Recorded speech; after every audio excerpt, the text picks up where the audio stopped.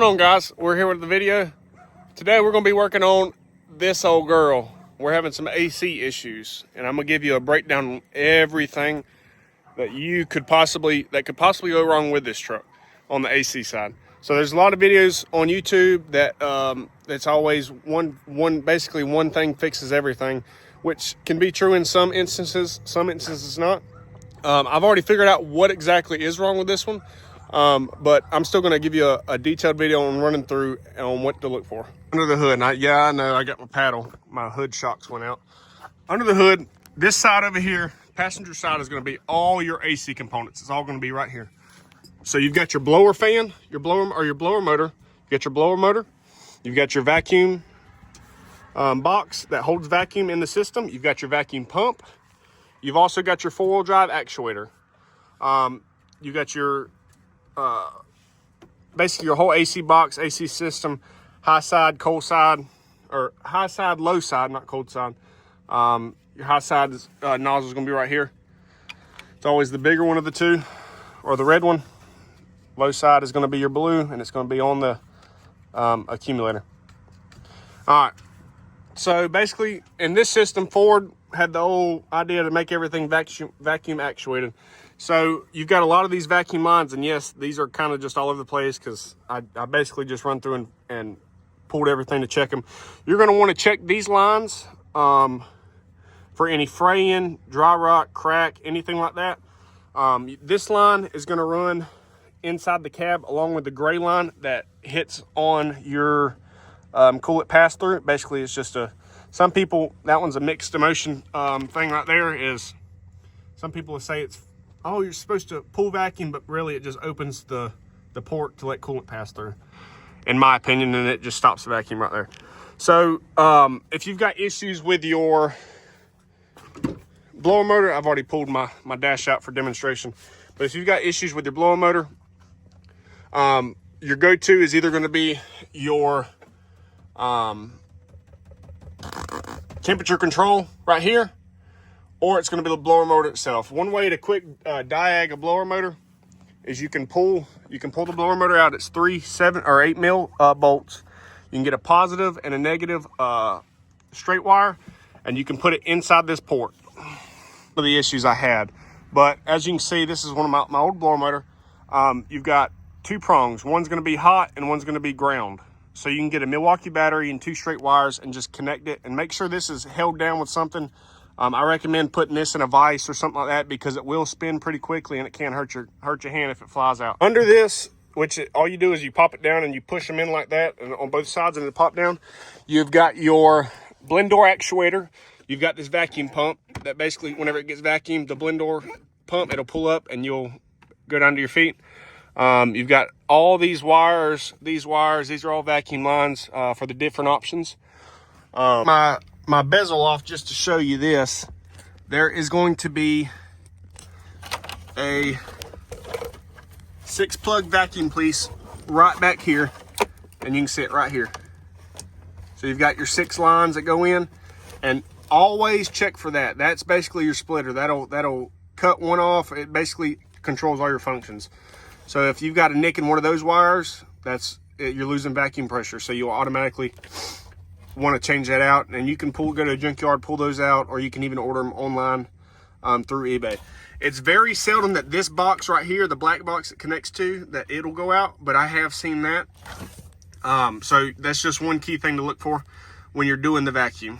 Looking for the vacuum. To ensure that your vacuum pump works, you're going to want to turn the key. You don't have to turn it all the way over, and you want to go over here, making sure your vacuum pump works. First off, you'll hear it going off. As you can hear, it's making a noise. But you can also pull this line out. I haven't completely pull this line out. Stick your finger over the black end, and it'll shut the pump off.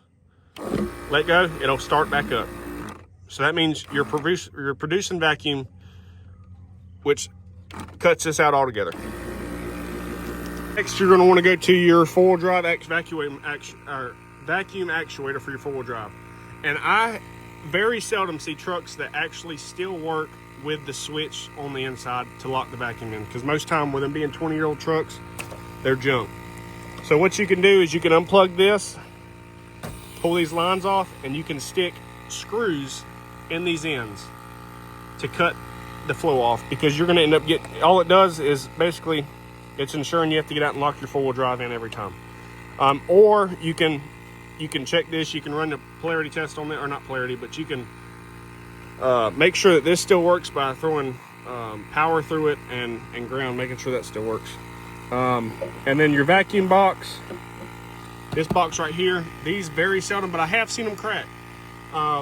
You can pull these out. There's two 10 millimeters, I think, or three 10 mils. It's gonna be these three 10 millimeters, and it's gonna, you take them out, disconnect your lines right here, and the whole box pulls out. Now I've got my power cable run over, which ain't really good. It's, you know, but that's neither here nor there. Pull this box out, and you can check. What I've done is I've put a little bit of air pressure in it, sprayed soap around it to make sure there's no cracks in it, just to ensure that I have a good vacuum box.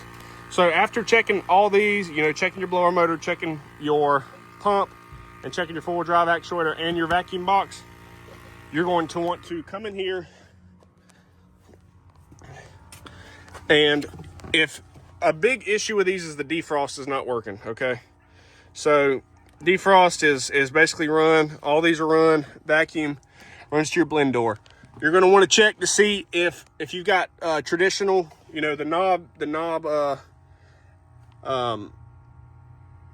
switches, or if you've got the electric switches that are in 05 to 07. You're gonna wanna come in here and check, hit the floor or the face portion on the vents, and you're going to want to come down here and see if this engages. If it doesn't engage, most time it's your box, or it could be a vacuum leak, but most time it's your box. These are not prone to go bad, nor is the one under the glove box, as you can see up there, that silver piece. But most time these are very simple when it comes to it. My problem ended up being, I had an issue with the vacuum holding. So I come in here, and this is a brand new Dorman pump. I bought it probably about 6 months ago, or 3 months ago. And I was like, ain't no way my pump's bad. Ain't no way my pump's bad. Well, I come in here, the daggum backside's busted, okay? So therefore, we're not producing any vacuum. So when I thought I was having vacuum, I was like, man, this thing is junk. Come to find out, the pump was busted.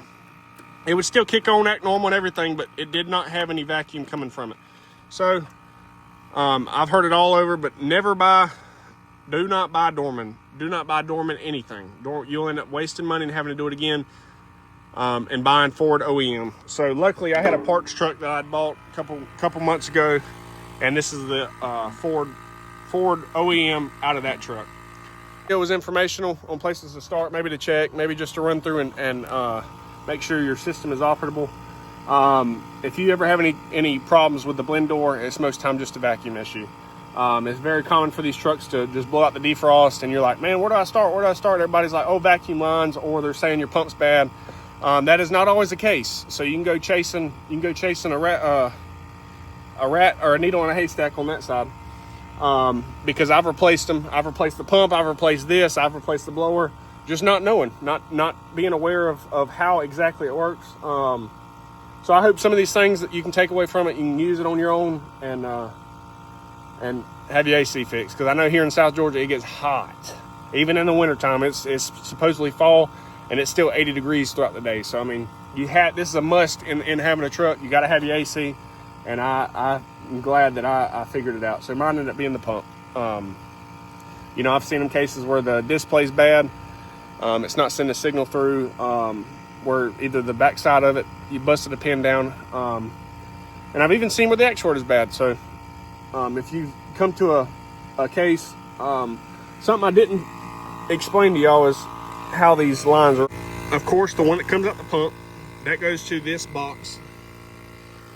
The line that comes out the pump, which creates vacuum, which goes to your pump box right here. It splits off. This one goes inside the cab. And like I said before, your gray one also goes inside the cab. And then there's a second one that tees off and goes into your four-wheel drive actuator. So that one comes in off that wire. It comes out and I have it routed going down, but this goes down into your four-wheel drive vacuum system. And then the rest of it funnels all right there. It's gonna go underneath the dash. Underneath the dash, it's gonna, the three lines, the gray, white, and black, are gonna come out from underneath the dash, up from underneath here, up here, and then they're gonna eventually branch up into that distribution box like I explained earlier. And then there's three wires, these red, blue, and yellow. They're gonna go to the blend door actuator, and then you've got your blend door right there. So hopefully this is helpful, and I'm gonna try to continue to produce videos as I face problems, which it's a 6, so you always gonna face problems. But truck's about to roll over on 300,000 miles, and we're soon to be doing a motor job. So, you know, if you are interested in that, like to see the content, please like, subscribe, and comment. That way it'll help boost my feed, and we can make better and more informational videos for y'all. This is a second gen that I'm repainting, so if y'all are interested in that, you know, slide up in the comments, let me know. Say we want to see some second gen action. I appreciate the love, appreciate the support, and I'll see you on the next one.